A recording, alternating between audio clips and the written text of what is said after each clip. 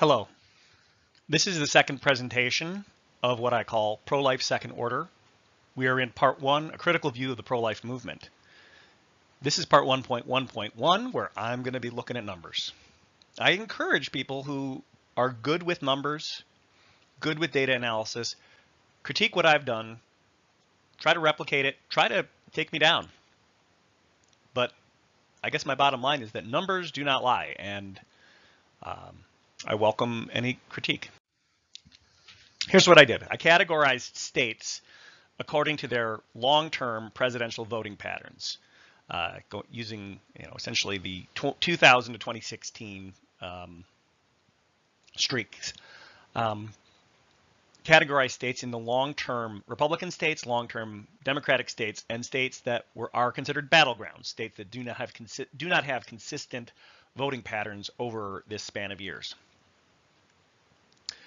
Then I got state-level abortion rates from the Centers for Disease Control, along with the Guttmacher Institute, and determined how many abortions occur in these different areas.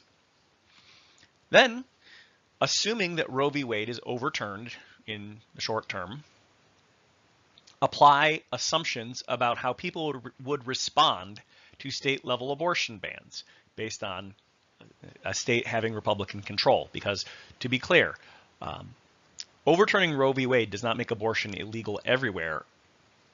It hands decision-making authority to the states. And using the matching of abortion rate data and voting pattern data, I can, with some other assumptions, determine how many abortions would be avoided nationally. And then what I've tried to do is check the robustness of my results using different assumptions. So these are the states with long-term presidential streaks. You can pause the presentation and look at the details, but in general, based on their 2017 population, long-term Democratic states have about 96 million people living in them. Long-term Republican streak states have about 95 million people living within them. And the battleground states have more than either of the two. So it is a divided nation. You can see that for sure. Now, if we apply abortion to the individual states and break them up according to their long-term red and blue streak pattern or battleground pattern, this is what we see. Republican-dominated areas have about 29% of the population. Democratic-dominated areas have 30% of the population. Battleground states have about 41% of the population. Now, if you take the CDC data, again, as I said, supplemented with Guttmacher Institute statistics, and allocate abortions to the state level, what you see is that Republican areas have 19% of total abortions occurring within them. That is about 1 in 5 total abortions. Democrat areas have 41% of total abortions, and battleground states have 40% of total abortions. You can also compare the mean rate per 1,000 women aged 15 to 44. That is a standardized way that health agencies report abortion rates. What you can see comparing the Republican and Democratic states is that the Democratic dominated areas have an abortion rate that is roughly double that of Republican states. Battleground states are in the middle, although they tend to be a bit closer to the Democrats. You can also look at the abortion ratio, which is the ratio of abortions per 1,000 live births. And what you can see there is then, again, there's about a factor of 2 difference between Republican and Democratic areas. Here's an alternative scenario. If you look at kind of the current party control of state government, where there is a trifecta control of Republicans or Democrats in both the governor's mansion and in the various state houses, what you see is that the population is 48% in Republican-dominated states, 27% in Democrat-run states, and 25% of the population is in states with divided control of state government. And when you allocate abortions that way, 30% 36% of the abortions, again, less than proportional to the population, 36% of abortions occur in Republican-dominated areas, 39% in Democrat-run areas, and 25% in areas with state divided control. Again, you can see it's a little bit less than a factor of 2 difference now, but there is a notable difference in the mean rate and in the mean ratio to 1,000 live births. This is a scatter plot that just sort of is a different way to represent the data. On the x-axis here, you see the state population in 2017 relative to the occurrence of abortion, actually now this for the year 2014. And what you can see here is that population is one of the very big drivers of abortion. But what you see here is that relative to the size, given the size of the population, the average Republican state has about half the number of abortions of a Democratic state of the same size. Just sort of illustrating that where people are and where abortions occur is very much tied into where are the areas where it's most likely to be more stringently regulated or outlawed if Roe v. Wade is overturned. So now I want to zoom into one state, my home state of Michigan, and here I obtained county level abortion information from the State Department of Health and Human Services. What I did here is I broke up the state into counties that went to either Trump or Clinton in the 2016 election. What you can see here is that Trump won 75 counties and Clinton won 8 counties. That corresponds to 54% of the population living in Trump victory counties and 46% of the population living in Clinton victory counties. But when you allocate the number of abortions to those counties, the Trump counties constitute only about 1/3 of all the abortions in Michigan, and the Clinton counties are about 2/3. Again, there is about a factor of 2 difference in the mean rate of abortion between Trump and Clinton-related counties. Now, I will say this. I shared some of this information with a now defunct Catholic political group on Facebook, and somebody there recommended maybe the rural areas should control the cities because country people have more common sense and more decency. I will say that in Michigan, we have some experience on what happens with removing decisions from a city, and that's what happened in Flint before the water crisis hit. So I'm not a big fan of that particular solution. Now, again, this is Michigan county level abortion, essentially illustrating how important population is as a driver of where abortions occur. What you can see here on the left-hand side is just sort of it's the y-axis, the x-axis is county population in 2016, and the x-axis is the number of abortions in each county in 2016. And what you can see is that there is a definite association between how big a county is and where the abortions occur.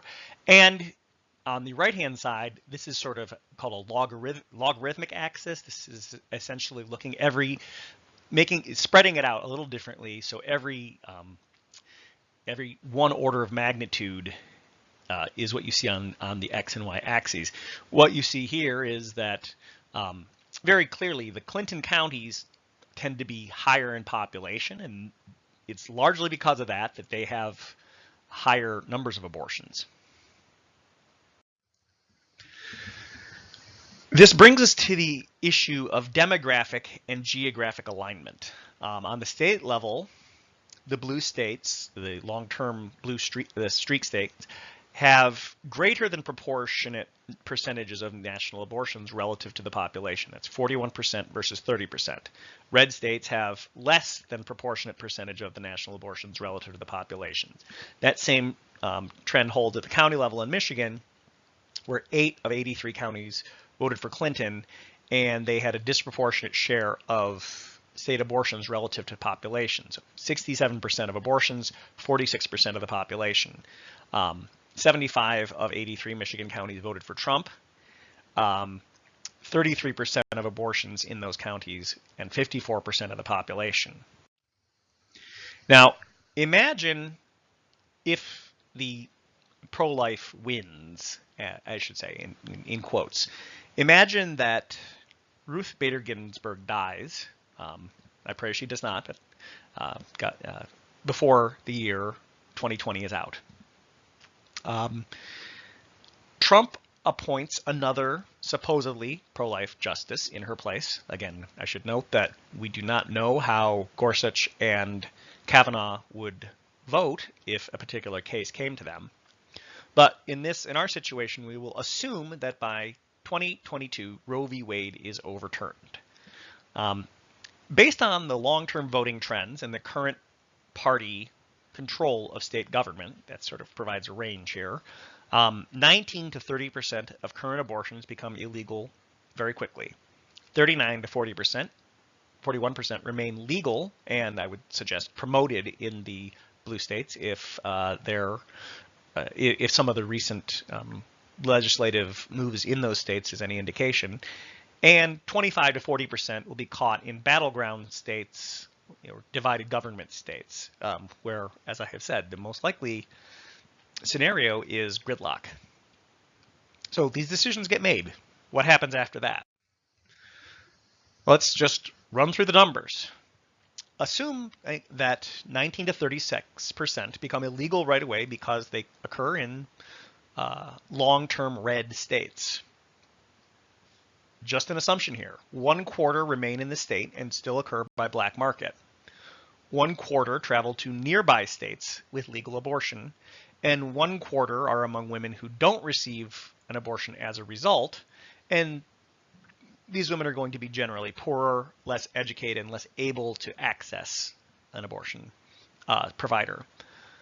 With those assumptions in mind, overturning Roe results in a drop in abortions of around 5 to 9%, assuming that the same distribution of holds across state as is found in the CDC's recent reports. Those cross-state statistics have been stable for years. I will mention these estimates are uncertain. I have laid my assumptions out there, but I think there's actually good reason to think that these assumptions are reasonable, and I can lay those out in subsequent talks. And I would say there's even more uncertainty in the battleground states. But what I want to say here is that numbers don't lie. If you don't agree, publish a counter study with reasonable assumptions and be transparent like I am, so the world can see what your assumptions are. What I want to ask is, why would this time be any different? Because abortion before the early 1960s was illegal everywhere in America. Going back to the summer of 1951, the chief medical examiner of the state of Maryland, a man named Russell S. Fisher, published in the Journal of Criminal Law and Criminology the following words: "It is doubtful if any other felonious act is so free from punishment as is criminal abortion."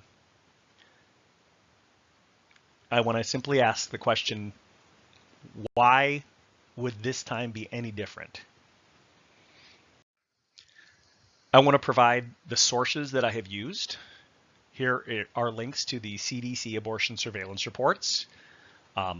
Fisher's article that I quoted is available on the Northwestern Scholarly Commons website. The Guttmacher Institute State Facts About Abortion are available at link that I'm showing here. And the Michigan Department of Health and Human Services statistics webpage on natality, pregnancy, and abortion is at the following link. I also, as I've said, I've trying to encourage people to publish their own analyses and prove me wrong. So I want to point you to a free statistical piece of software called RStudio. You can find it at the following link. This is an integrated development platform for the R statistical language and software. It has great graphing and data visualization capabilities. And I would recommend the following packages: ggplot, tidyverse, and ggmap. It's a way to sort of quickly slice and dice some data as well as geographic mapping. Google Docs includes spreadsheets, word processing, and presentation software. Again, you can get this for free. So as I'm saying, please get some hard data and try to prove me wrong. That's the end of part 1. Next up, part 1.1.2, we'll try to think through very specifically how would legal enforcement of an abortion ban work or not work. Thank you.